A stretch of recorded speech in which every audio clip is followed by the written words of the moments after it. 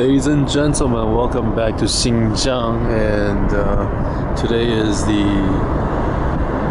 9th. Yeah, today's the 9th, and we're here at this is actually the road between Borjin and Kanas, actually to Kanas Lake, and I keep saying and.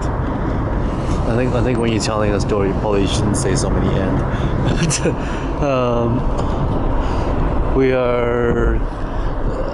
We took the night bus yesterday, 8:10 night bus, and arrived over here about 6 in the morning, 6:30 in the morning. It's a sleeper bus, so we sleep. You have tiny little cage-like beds.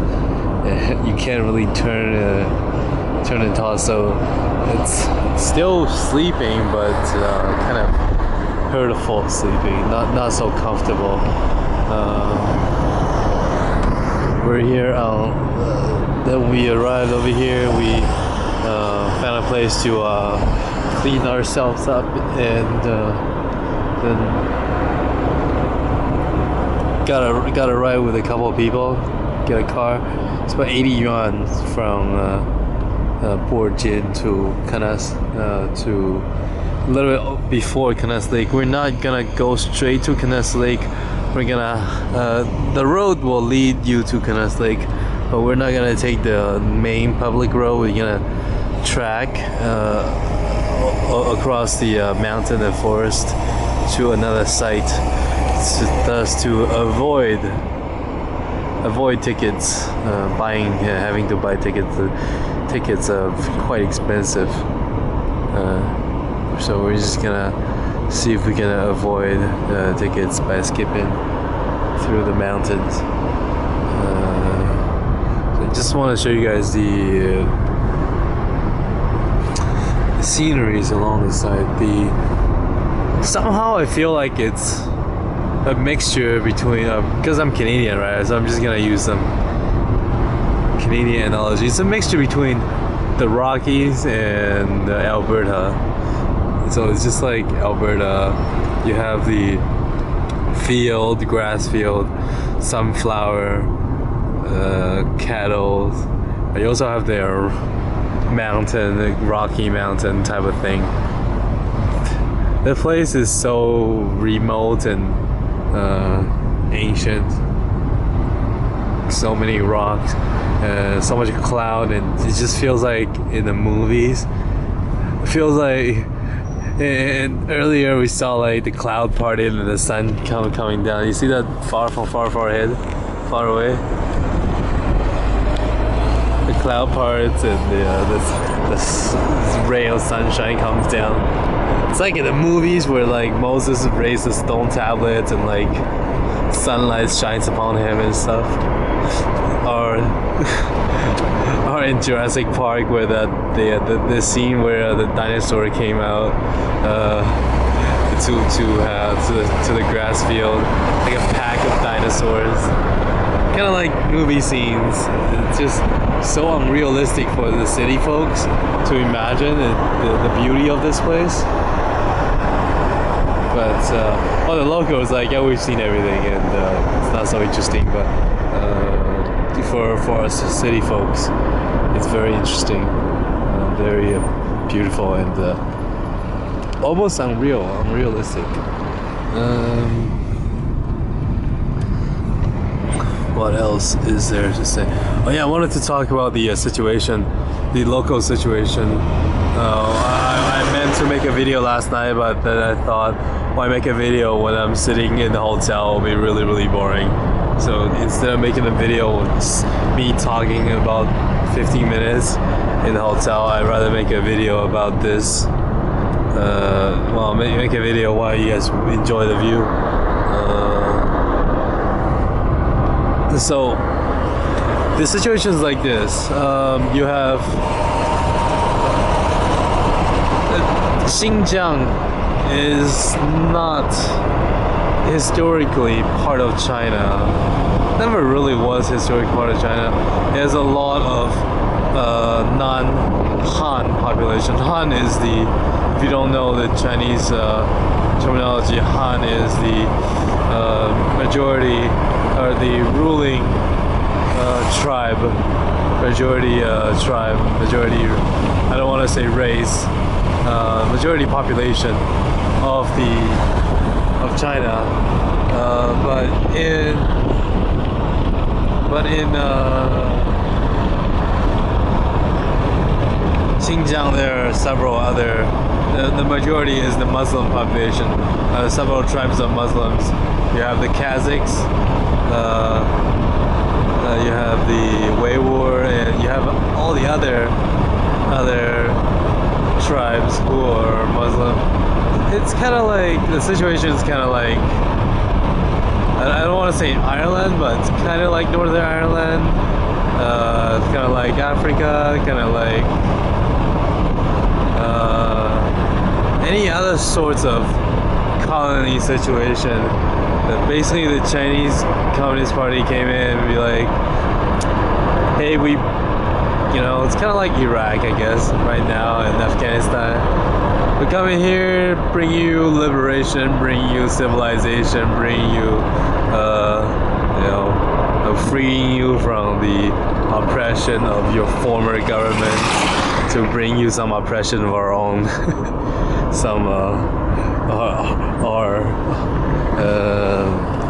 so not exactly a happy situation. Not everybody's happy about what's happening right now. You see how much? 那都是什么皮啊？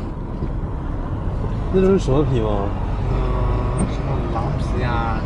狼皮。假的呀。有真有假。假狼皮能做出来？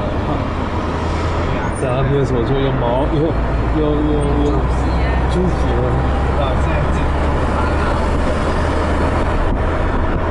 这里是哪里？是一个中转站是吧？这是一个镇，中火镇。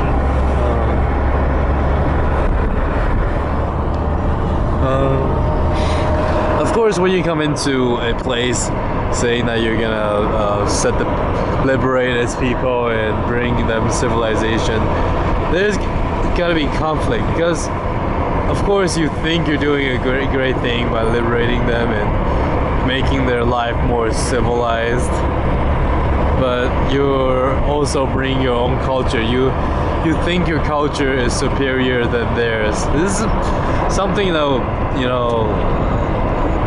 it's an internal debate in anthropology.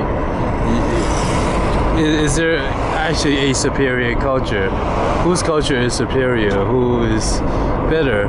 Not because you win the war, you have a superior army, you have a superior culture. Your culture is superior. It's not a video game. You don't stand in the army, conquer the other guy, and say, hey, our culture is better because we won and we have more points than you. At the end. But I don't think there is a superior culture. I think all cultures are equal. Some are superior in a certain way, some are superior in the other way. Just like person, right? Some are better at art, some are better at sports. You can't really say who is better than who. There's no judgment here. Who's to judge?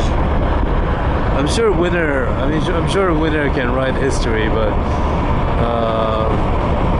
it doesn't really mask the fact that you are just building. You're forcing other people to live the way you want them to live, which is unfair. So the local situation for the past couple weeks is because of this situation. The local Muslims are unhappy about how their homeland's being taken over by invaders, by foreigners, people of other religion. They're basically just unhappy, and they're causing a lot. There's Urumqi is not so bad, but in even more city to the west, such as Kashgar and other smaller towns, there has been a lot of rioting, even acts of terrorism. explosions and you know, limbs and heads flying about, hacking of weapons, and then you have the police brutality and police comes as suppression, and basically there's a lot of that going on. Kashgar is quite unsafe right now. A lot of there is a curfew and a lot of police are on the street. I still feel like I should go that direction just so I could check out what it's really like over there. I've heard a lot of different rumors. I can't exactly say which is right and which is wrong. I don't want to make a judgment because I have not seen it myself as a witnessed any act of terrorism or act of violence myself. My state has been pretty peaceful so far, so I can't really be biased and say who is right. I mean, the Hans I've talked to, they think that the Muslims are all terrorists and bent on just making a ruckus, making a scene, and the Muslims they feel that the Hans are taking over their lives, taking over their culture, taking their kids away from their traditional ways, changing how their lives are. So there's definitely a lot of conflict going on. Not a happy situation. There's not much I could do about it. I mean, other than make a video and educate the people, inform them. Nothing much I'm gonna do about it. So I'm just gonna, for the next 4 or 5 days, I'm gonna be tracking. It's a 1-day trip, 9-hour walk in the mountain with a giant backpack to our next destination, to Hemu. Then you have a 4-day trek from Hemu to Baihaba. So it will be about 5 days to a week to complete this circuit. Then you have to, I'm going to Ili, stay there for a few days, then go into Kashgar and stay there for maybe a week or so. Finally get back to Urumqi and see if I go to Xi'an from Urumqi or then to Beijing. See what I can do. I hope you guys have enjoyed this video, and thank you for all those people that have subscribed to me, and not only just to subscribe. I hope you guys leave more comments. I really want to hear more comments about what you guys want to hear, what you guys want to see. I'm sorry I cannot reply to those comments because I don't really have access to YouTube or any internet. Oh, I don't have access to YouTube. All these videos are uploaded by I send the file over to my friend Michael McDonald through Dropbox, and he uploads them in Vancouver. He uploads them for me. So big heads up, thumbs up for Michael. Thank you for helping out, and thanks for all those. Thanks for the people who are watching and writing stuff. Especially thanks to Bronx and 40 for helping. Well, just for the support. Also, thanks for Hoagie. Hoagie, you're awesome. Thanks to my parents, my brother, and all my family and friends. I'll try to stay safe. Try not to get caught by the police or blown to smithereen. Another thing is never mind. I'll talk about that later in the next video. Time's almost up. I'll see you guys later. I'll see you guys in a bit. When I start tracking, I'll make another video. See you guys in a bit.